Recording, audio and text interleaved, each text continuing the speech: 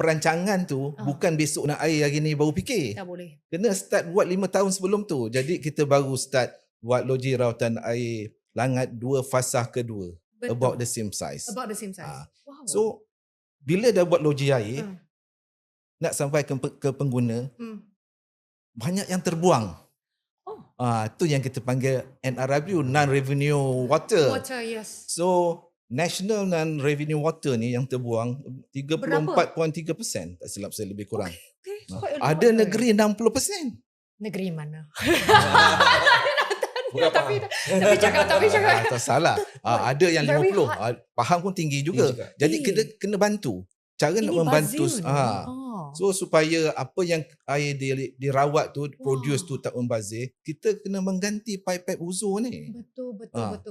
Kalau kita dapat buat loji baru tambah reserve margin, kalau kita dapat ganti pipe-pipe uzur, pipe-pipe uzur ni sebenarnya bila kita ganti, kita dapat mengurangkan